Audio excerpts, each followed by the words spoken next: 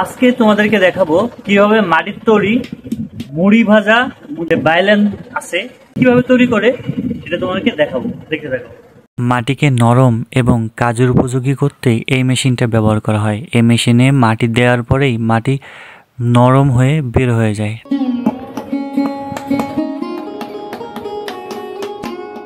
আমার ঠিক পেছনেই আছে মাটির তৈরি হাড়ি অথবা কলস।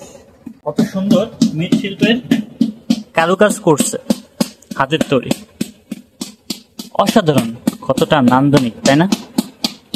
আর ঠিক এইটাই আছে চাক।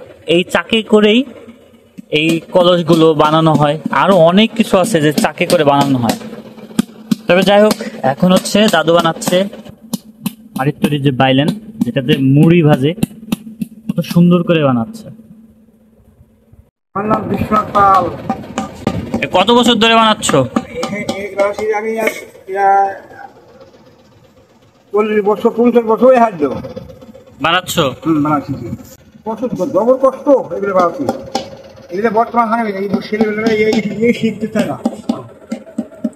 মূল্য পাইকারি এখন বর্তমান 70 টাকা পাইকারি।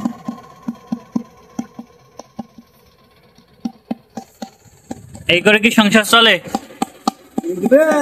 সংসার চলে না, এগুলো অন্য কাম না করে সংসার চলে না। মাটির দাম মেলা, খড়ির দাম মেলা, হয় না, কোথায় নাই। এই যে বাইলেনটা মাটির তৈরি, এটা কিন্তু এখন ফিনিশিং এর কাজ চলতেছে, প্রায় শেষের দিক। এটা ফিনিশিং কত সুন্দর দেখো।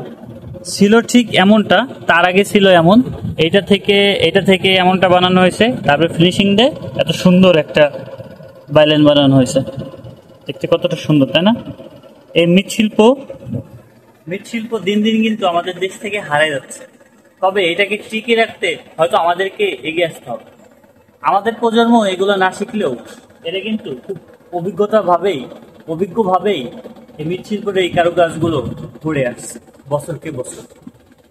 আজ এগুলো বিলুপ্তর পথে। তবে এইগুলোকে আমাদের পরবর্তী প্রজন্মকে দেখানোর জন্যই এই ভিডিওটি ধারণ করলাম।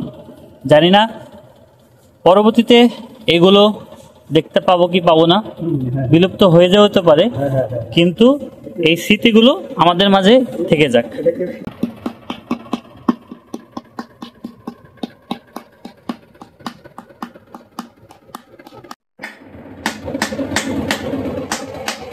সম্পূর্ণ ফিনিশিং দেয়া সেই মাটির তৈরি বাইলেন যেটা সে বানাচ্ছে, কত সুন্দর দেখতে, তাই না?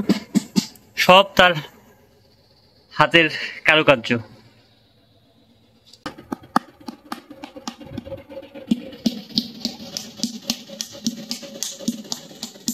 এখন আবার নিয়ে নিল নতুন আর একটা বাইলেন, যেটা এরকম পিটাইয়া ঠিক এরকম সুন্দর করে তৈরি করা হবে, যা অনেক সময় সাপেক্ষ এবং ধৈর্যের ব্যাপার। হাতের নান্দনিক কাজের মধ্য দিয়েই এরকম সুন্দর মাটির তৈরি পাতিল তৈরি করা হয়। এইভাবেই চলছে জীবনযাপন।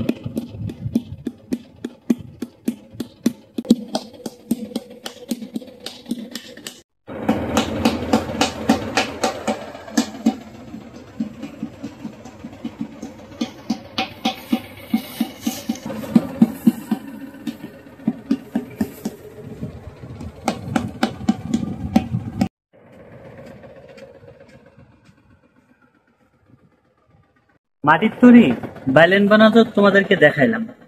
এখন হাতের এই কারুকার্যকে তোমরা কি আসলে সামনে থেকে দেখেছো?